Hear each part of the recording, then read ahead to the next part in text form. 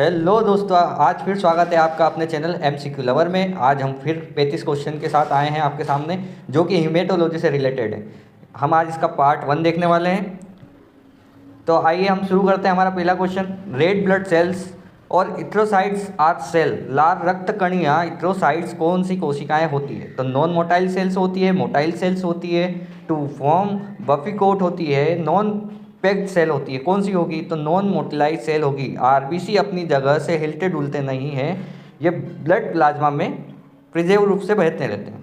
अगला क्वेश्चन है हमारा, the red blood cells are which shape. लाल रक्त कण किस आकार के होते हैं? द्विअवतली, बायकॉन्वेक्स, बायकॉन्वेकेव या कॉन्वेक्स या त्रिकॉन्वेकेव। तो क्या होगा इसका सही आंसर? बायकॉन्वेकेव, द्विअवतली होते हैं। तो इसका सही आंसर होगा हमारा बी। आरबीसी का आकार जो द्विअवतल डिस्क जैसा होता है, जिससे गैस विलयन O2 और Ca2 अधिक प्रभावित होती है।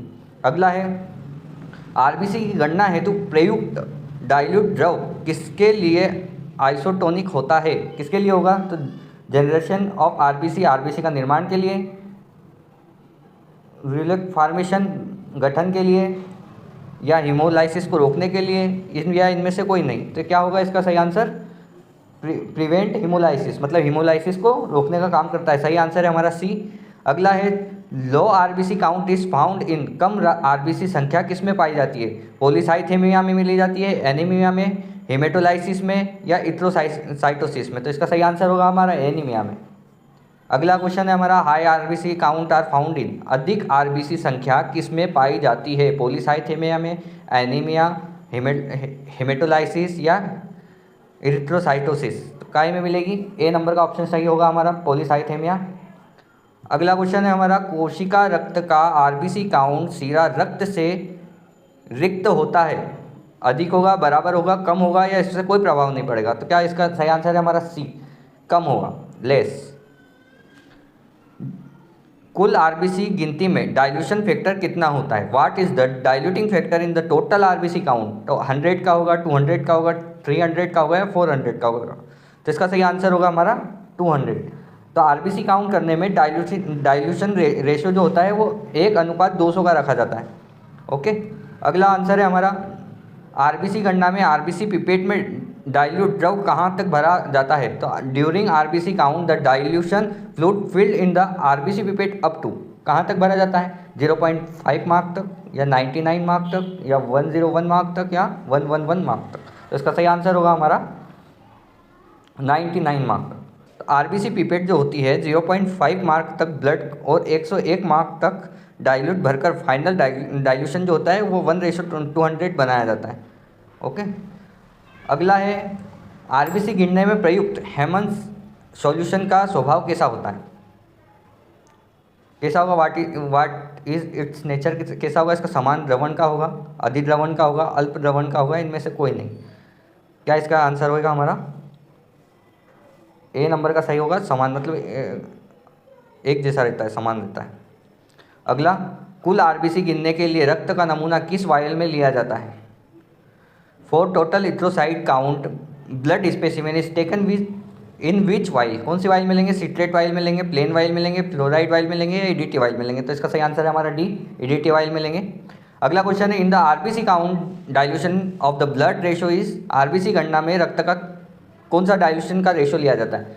1:20, 1:100, 1:200, या 1:400। तो इसका सही आंसर होगा हमारा सी, 1:200 होगा। किस स्थिति में कुल आरबीसी संख्या घटती है? In which condition total RBC blood cells count decreases. मतलब किस स्थिति में आरबीसी की संख्या घटेगी? या बूढ़ापा आएगा, ओल्ड एज होगी तब, प्रेगनेंसी में, एनीमिया होगा तब, या इन सभी में। तो इसका सही आंसर होगा हमारा डी, ऑल ऑफ दिस। गर्भावस्था में भी होती है, बुढ़ापे में भी होती है, और एनीमिया आने पे भी आरबीसी की संख्या कम होती है। What is the normal reference value of the RBC in the adult mail. वयस्क पुरुष में आरबीसी का सामान्य मान कितना होता है?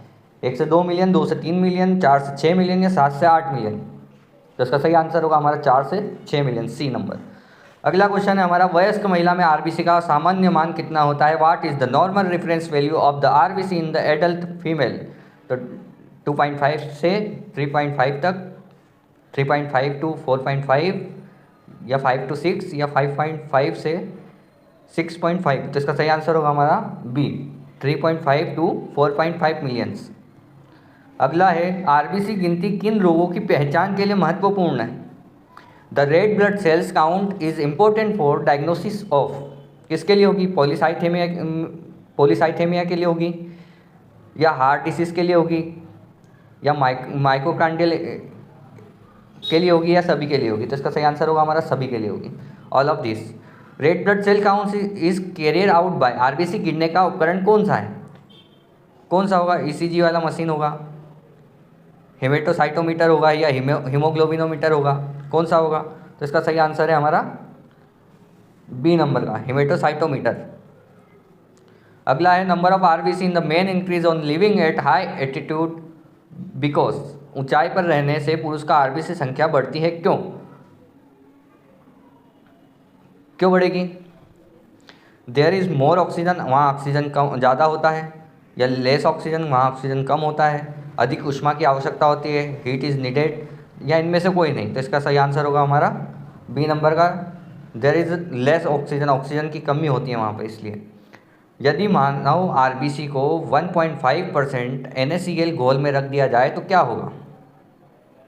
Human RBC placed in 1.5% NaCl solution will, क्या होगा? सिकुड़ने लगेगी, सेजेंगी, वेल्स अप, या फटेंगी, ब्रस्ट होगी, या अप्रभावित रहेगी? तो इसका सही आंसर है हमारा ए, सिकुड़ेगी। अगला है जब एक व्यक्ति का रक्त दूसरे व्यक्ति के रक्त में मिलाया जाता है तो आरबीसी आपस में चिपक सकते हैं, इसका क्या कारण है? क्या कारण होगा? एंटीबॉडी, जो एंटीबॉडी है वो एंटीबॉडी से प्रक्रिया करेगी तो, या एंटीजन एंटीजन से प्रक्रिया करेगा तो, या एंटीजन एंटीबॉडी से प्रक्रिया करेगी तो, या अवक्षेपण, जो अवक्षेपण होता है इसका। तो इसका सही आंसर होगा हमारा एंटीजन एंटीबॉडी से रिएक्ट करेगा, ठीक है। तो इसका सही आंसर है हमारा B, sorry C, antigen antibody से रिएक्ट करेगा, ठीक है। प्रतिक्रिया क्या देगा? एंटीजन एंटीबॉडी प्रक्रिया, ठीक है। इसका सही आंसर हमारा सी। अगला है हमारा जो आरबीसी की जीवन काल होता है वो कितने दिन का होता है? 60 दिन का, 80 दिन का, 90 दिन का, या 120 दिन का? तो इसका सही आंसर है हमारा डी, 120 दिन का होगा। हेमेटोसाइटोमीटर किसके लिए बनाया गया है विशेष? बोन सेल के लिए, ब्लड सेल्स के लिए, पल्स रेट के लिए, या ब्लड शुगर के लिए? तो किस लिए बना है इसका? ब्लड सेल्स के लिए। अगला है आरबीसी गिनते समय हेमेटोसाइटोमीटर में कौन से स्क्वायर का उपयोग किया जाता है, जो ज़्यादा उपयोग किया जाता है? कौन से कोने वाले स्क्वायर का उपयोग करेंगे, या लेफ्ट और मिडिल वाले को अपन देखेंगे, 3 जो बचे हैं, या कंप्लीट ऑल 9 जो स्क्वायर होते हैं उनको देखेंगे, या सेंट्रल लार्ज स्क्वायर को देखेंगे? तो इसका सही आंसर है हमारा सेंट्रल लार्ज स्क्वायर, जो केंद्रीय बड़ा वर्ग होता है उसको देखते हैं। अगला, what is the rule use when the counting cell in haemocytometer? Haemocytometer में कोशिकाएं गिनते समय कौन सा नियम अपनाया जाता है? South west rule, north east rule, north west rule, या ईस्ट वेस्ट रूल? तो इसका सही आंसर होगा हमारा north west rule, C number का ऑप्शन सही है हमारा। अगला, what is the volume of 1 triple line square? जो उसका आयतन होता है वो कितना होता है? 0.02 mm power 3, 0.04 mm power 3, 0.004 mm power 3, या 0.4 mm पावर 3? तो इसका सही आंसर होगा हमारा सी, 0.004 mm पावर 3। आरबीसी गणना के लिए कौन सा डाइल्यूशन द्रव उपयोग होता है? Which dilution fluid is used for RBC count? Hayem's fluid, sodium citrate 2 gram, या दोनों, या इनमें से कोई नहीं? तो इसका सही आंसर होगा हमारा ए, हेमंस टेस्ट। गर्भावस्था में आरबीसी संख्या कैसी होती है? In the pregnancy red blood cells are, क्या होगा? घटेगी, बढ़ेगी, या कोई असर नहीं पड़ेगा, या इनमें से कोई नहीं? तो इसका सही आंसर है हमारा डिक्रीज होगी। आरबीसी गर्भावस्था में आरबीसी डिक्रीज होती है। जो प्रेगनेंसी में प्लाज्मा वॉल्यूम बढ़ने से डाइल्यूशन एनीमिया होता है, जिससे आरबीसी काउंट कम दिखाई देता है। अगला, पुराने आरबीसी के विनाश के लिए कौन सा अंग जिम्मेदार होता है? Which organ is responsible for destruction of old RBCs? Liver, spleen, kidney, या हार्ट? तो इसका सही आंसर है हमारा बी, स्प्लीन। अगला क्वेश्चन है हमारा, आरबीसी बनने के लिए कौन सा पोषक तत्व आवश्यक है? कौन सा? Vitamin A, vitamin B12, vitamin C, या विटामिन डी? तो इसका सही आंसर है हमारा बी, विटामिन B12। अगले क्वेश्चन की ओर चलते हैं। Which hormone stimulate RBC production, कौन सा हार्मोन आरबीसी के उत्पादन को उत्तेजित करता है? इंसुलिन करेगा, इरिथ्रोपोइटिन करेगा, या थायरॉक्सिन करेगा, या कार्टिसोल करेगा? तो इसका सही आंसर होगा हमारा बी, इरिथ्रोपोइटिन करेगा। अगला है लाल रक्त कणों का मुख्य कार्य क्या होता है? What is the main function of red blood sales? क्या होगा?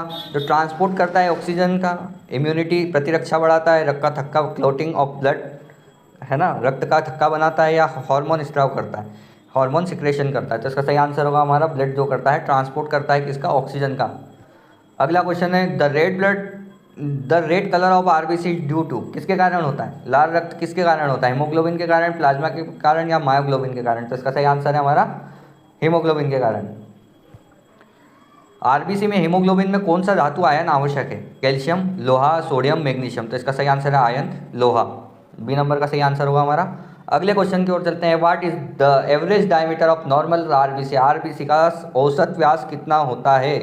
4 से 5, 6 से 8, या 9 से 10, या 12? तो इसका सही आंसर है हमारा 6 से 8। अगला क्वेश्चन है हमारा which blood disorder is cause by the abnormal shape of RBC, RBC का सामान्य आकार जो होता है कौन सी बीमारी से होता है? सिकल सेल एनीमिया से, पॉलीसाइथेमिया से, ल्यूकेमिया से, या थ्रोम्बोसाइटोपिनिया से? तो किससे होगा? सिकल सेल एनीमिया से।